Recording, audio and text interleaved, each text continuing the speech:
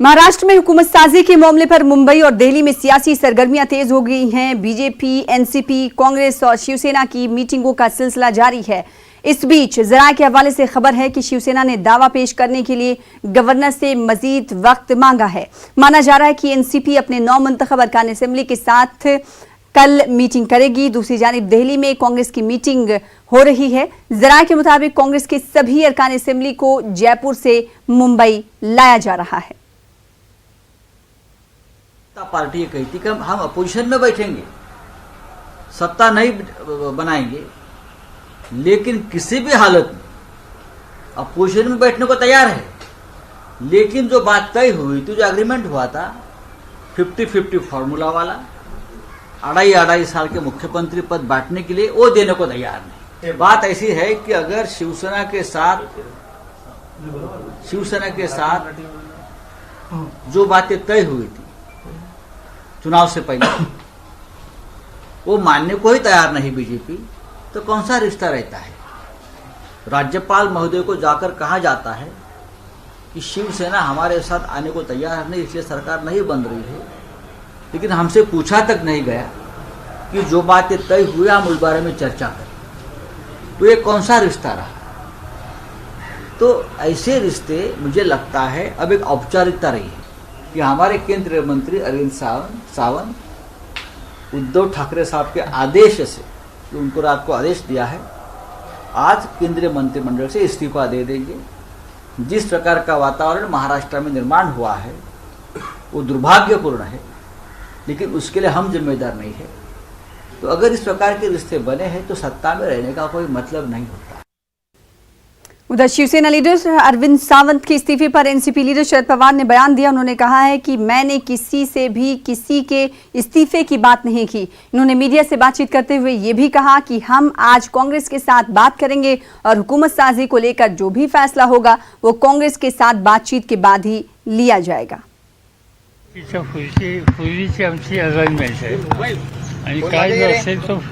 आमचा निर्णय दोघांचा एकत्र चर्चा करून होईल। मी तुमच्याकडे ऐकलंय नवाब मलिकांनी म्हटलेलं होतं का? नवाब मलिकांनी सांगितलं असेल, त्यांना विचारावं लागेल। संख्याबळ आज सादर करायला बघूया ना, आता अजून काही चर्चा नाही कि कांग्रेस के साथ हम बातचीत करेंगे, उसके बाद फैसला लिया जाएगा कि शिवसेना के साथ इत्तेहाद किया जाए या नहीं। महाराष्ट्र की तमाम हलचलों पर बातचीत करेंगे। हमारे साथ हमारे नुमाइंदे अमित रॉय मुंबई से जुड़ रहे हैं। अमित, एक तरफ कांग्रेस की मीटिंग मुंबई में जारी है, उधर एनसीपी कह रही है कि हम कांग्रेस से बात कर लेंगे, फिर उसके बाद तय करेंगे कि शिवसेना के साथ जाना है या नहीं। संजय राउत की प्रेस कॉन्फ्रेंस को देखें तो उनकी तरफ से बीजेपी पर निशाना साधा गया और साथ ही साथ अब ये कहा जा रहा है कि शिवसेना मजीद वक्त मांगेगी हुकूमत की तश्कील के लिए गवर्नर से।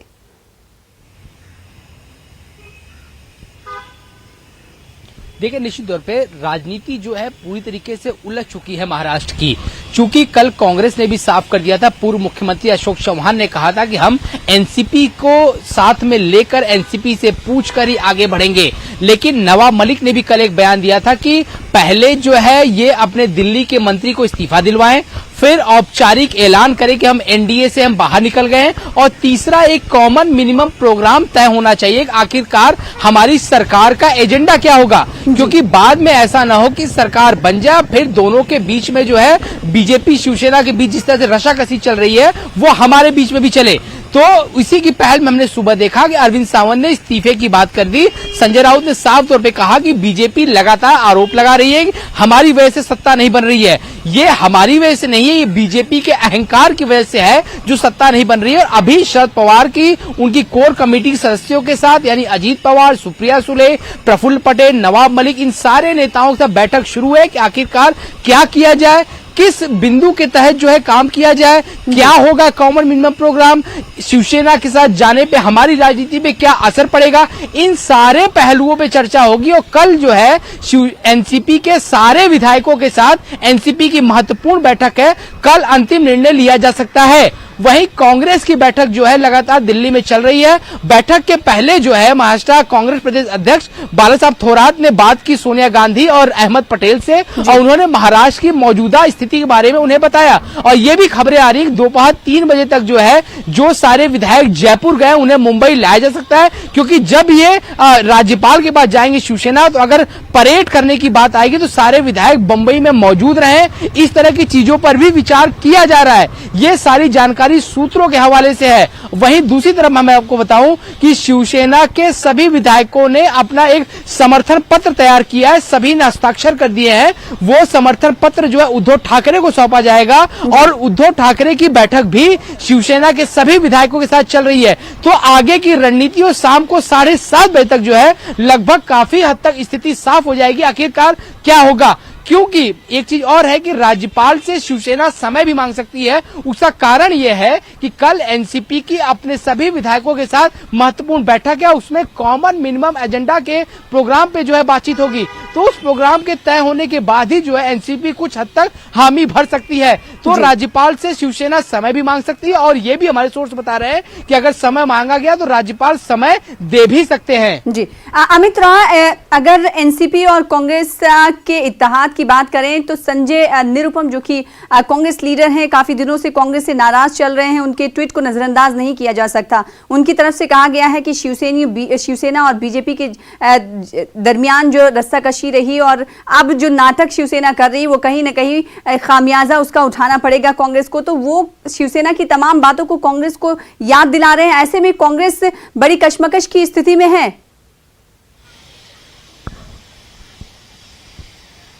देखिए, पहले से ही महाराष्ट्र कांग्रेस में 2 धड़े हैं। पहला धड़ा ये कह रहा है कि अगर हमने इस मौके का फायदा नहीं उठाया, हमने अपनी सरकार स्थापित नहीं की तो कल महाराष्ट्र की जनता हमें कोसेगी कि आपको मौका मिला, आप नहीं जा रहे हैं। वहीं दूसरा धड़ा ये कह रहा है कि शिवसेना हिंदुत्व विचारधारा वाली है, हमारे उनके विचार बिल्कुल अलग हैं, क्योंकि मुस्लिम बाहुल्य वोट और जो उत्तर भारतीय वोट जो उनसे जा चुके थे वो कहीं न कहीं चुनाव में वापस होते हुए नजर आए हैं। तो उन्हें ये लग रहा है कि कहीं जिस तरह से उत्तर प्रदेश में सियासत हुई कि कांग्रेस ने सपा और बसपा को समर्थन दिया और उसके बाद अब ऐसी हालत हो गई है कि कांग्रेस यूपी में अपनी जमीन तलाशने में जुट चुकी है, उसकी जमीन पैरों से निकल चुकी है। तो कहीं समर्थन देने के बाद वैसी स्थिति महाराष्ट्र में न बन पाए। तो 2 धड़े हैं, 2 अलग बयान है। अब देखना ये होगा कि आने वाला जो है चुनाव भी है, झारखंड का चुनाव है, देश के दूसरे राज्यों में भी चुनाव है आने वाले दिनों में, इसका कितना असर आने वाली राजनीति में पड़ता है, इस सारी चीजों को जो देखा जाएगा। लेकिन जो हमारे सूत्र बता रहे हैं, सोनिया गांधी ने जो है